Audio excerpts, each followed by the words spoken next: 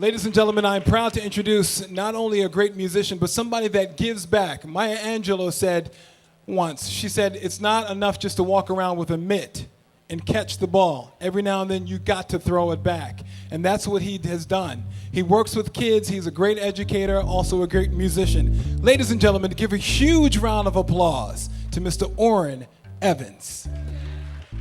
Are some of the students still out there? Just yell, just yell, just yell. Y'all need to speak up. Say, yeah, we out here. Not like, yeah, we out here. No, that's the first part of my little advice I'm going to give you. Speak up. Yeah, we out here. Say it.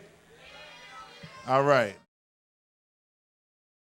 Let's go over this for a second.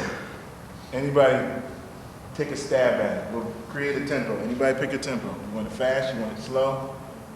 I think Orrin's personality is like he's a very fun person. He's very hands-on. He like if he's trying to explain something to us, he'll like show it and play it for us, so it's really easy to understand.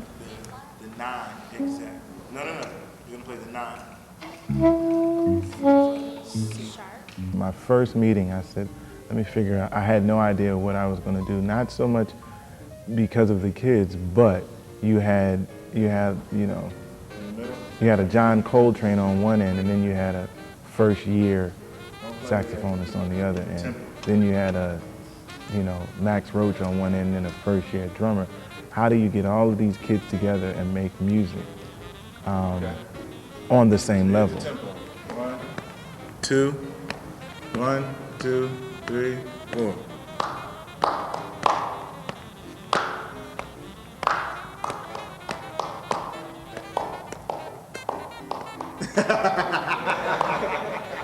Orrin was a great teacher. I mean, he was very encouraging.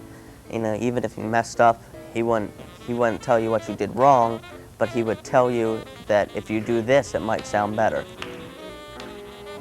It was the first time I've really done composing and having a professional's viewpoint on it. I wasn't developing all the ideas myself. We were all getting input from each other, everyone in the workshop, and figuring out, what would suit us all best. I received my degree from the streets, basically, the jazz streets. And that's a good thing, because I studied with, people like Tony Williams and Lovett Hines, who were here in Philly as an introduction to a music.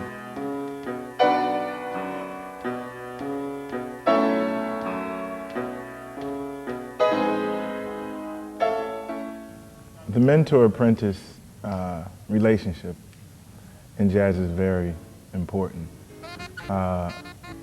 because I personally don't believe that you can learn what you have to learn in order to operate on this bandstand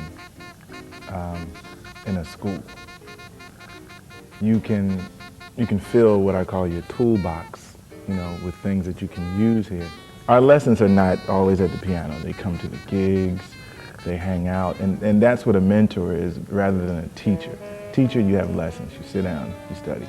But I've tried to give most of my students an introduction to the jazz life.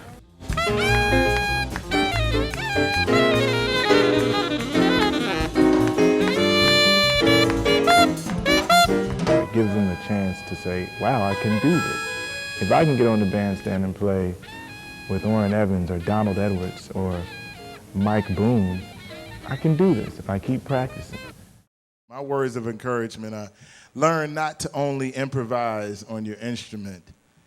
One of the things about being, for me, a jazz musician is learning how to improvise in life. Just learn how to trust on the Creator and make things happen. Sometimes it might not happen how you meant it to be, but if you use the tools that you were given, you can make it happen. So whether that's on the bandstand or off, because the bandstand is just a reflection of how you living in life. So I can give you all these musical tidbits, but it ain't got nothing to do with it. It's really about how you living in life, and it will translate to what you're dealing with your instrument.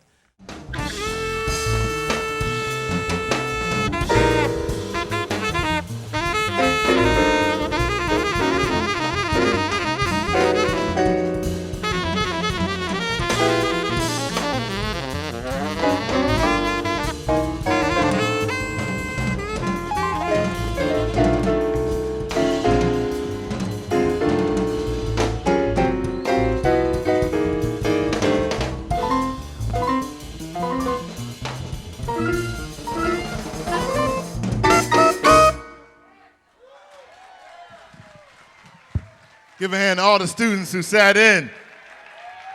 Don't be jumping on them drums unless you're ready, though. Careful what you wish for.